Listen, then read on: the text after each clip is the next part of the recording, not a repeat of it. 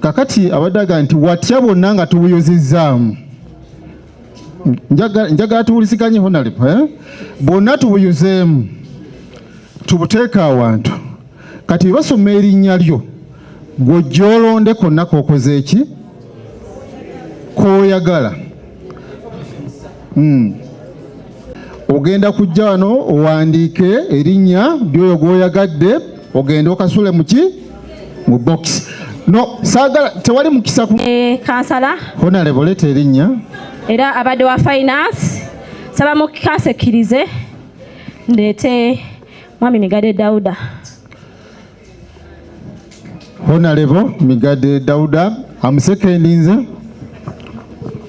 Disumba, I was here from 2021 to 2026 on independent ticket. I was chairperson in finance from 2021 to 2025. Am I safe? Honorable members, honorable members, nyimiridde wano okubasaba obululu bwammwe okubeera nga nkulembera kanso eno nga speaker. Nina obumanyirivu mbadde chairperson of finance nasanga kanso eno ng'efuna emitwalo 12,900. Olwaleero tugenze okufulumba nga emitwalo 5. President eno bangi bajeebuuza lwaki kyabaawo ofuna 12,900 ku Kyengera Town Council ey'amaanyi bweti. Naye mukadde wange Mama Ssennoga Agnes pozi ne chairman waffe olwaleero basobola okujjukira baali mu kanso ya 2016 2021 era be baasala ssente baali bafuna emitwalo 8 ne bazisala ne batuziza ku mitwalo 12,900. Tugenda okuyingira kanso obwavu bwe tulimu buno kanso ya 2016 2021 ye yatuleetera obwavu obwo. Honorable members, mbadde chairperson at least mu myaka 5 twayingira wano nga tewaliwo kansala afuna transport wabazze wano. Ngenze okuvaawo nga twatandikira ku mutwalo olwaleero tugenda kufuna emitwalo 5 senga obozze wano ng'eyo ebadde achievement yange. Honorable members, achievements nyingi naye zimalayo kyensaba mu second 3 challenges lwaki nziza okwesimbawo nga speaker wa Kyengera Town Council. Bakansalas ababaddewo mukimanyi tufuna ebizibu bingi naye tetulina medical assurance. Ngamba nti wetubeera bakansala tulina okuba ne medical assurance at least eyiyo oba n'omwana omu. Eyokubiri nga maliriza returning officer councillors ekimu ku kitulumiza obwavu wano butabeera na ssako y'abakansalazi ne weesanga nga bakansala bakaaba obwavu ninga tewali kigatta. Kyembasuubiza nti bwe nga nfuse speaker wa Kyengera Town Council kyentandikirako kwe kubeera nti mufuna ssako era nga nzajja ogikulemberamu. Kyensembyayo honorable members, council welfare Migadde mumumanyi ekiyitibwa ssente y'abakansala olaba ekikumi ky'abakansala wokola ki wolondoola. Sisuubira kubatiririra kanso eno yeetaaga speaker atayinaako Godfather mabega asobola okubanga bw'ayogera ekigambo aba ayogedde. Njagala okubeera kanso nga bakansala be b'amaanyi nga bakansala be basalawo so singa waliwo wala gye basobola okukola ki okusalirawo. Bakansala ekindeese kwebwempa erinnya Luwame Elijah mbadde omukulembeze w'abavubuka okuva omwaka 2016 nga ndi kugombolola wano. Mbadde kansala w'abavubuka ng'era nkiikirira ebyala 5 mu 3 nga nenkanakana ne meeya era nga ensonga z'abavubuka z'omukubadde basinga ozitembeeta. Abasawo ne bannyabo nze munzikirize nti tugenda kuba ne Kyengera empya etali Kyengera ya kusika miguwa ng'ebaddewo. Kyengera eyokolera abantu. Kyengera kansala mwaneyagalira. Si Kyengera ebaddewo nga abafinance be beeyagala bokka. Njagala okubasuubiza ngenda gatta kansa eno. Nze siri nnyo wa ntalo, si yawulayawulamu bantu era batono nnyo besitayogedde nabo mukana akalulu. Bakama bange ennyongero basaba akalulu. Entebe y'obwa speaker eno ngisobola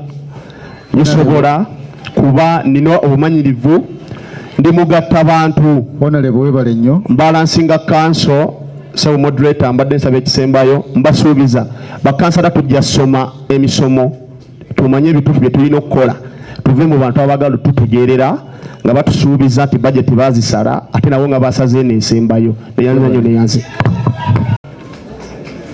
Lubwama Elijah, Lubwama Elijah,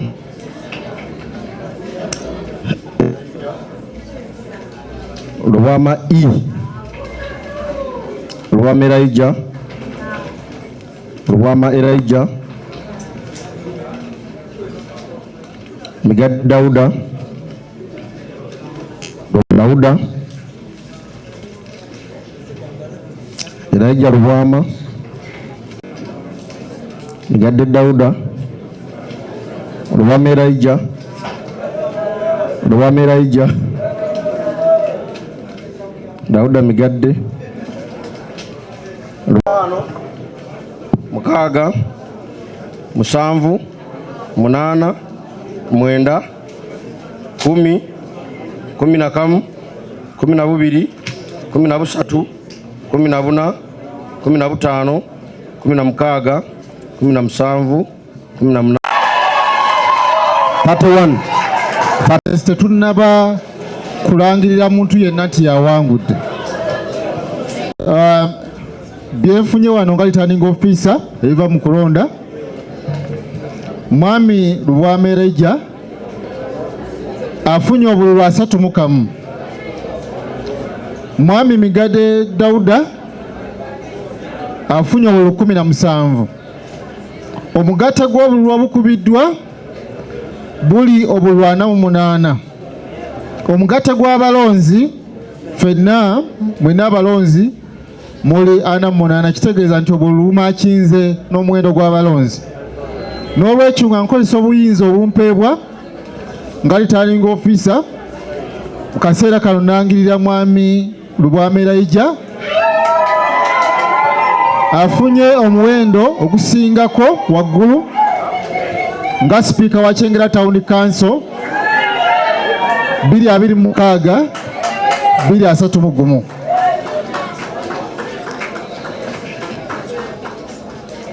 Nja kusaba olw'okubeera nti tetulina budde, Honorable asembere wano akube ebirayiro. Nja kusaba ne instruments of power eziri awo nazo muzimpe.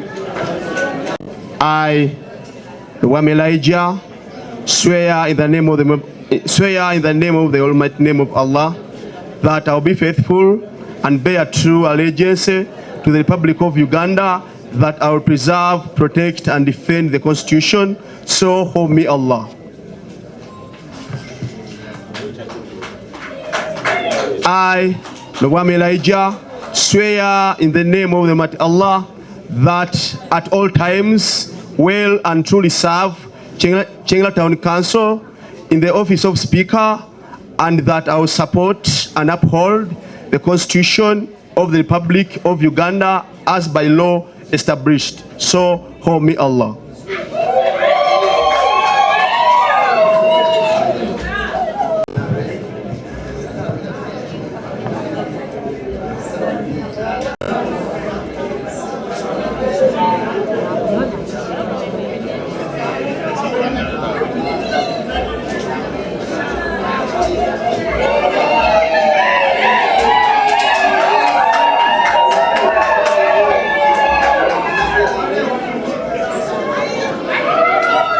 Mukaseera kano kamusabe Town Clerk mukwase essimbo y'obuyinza.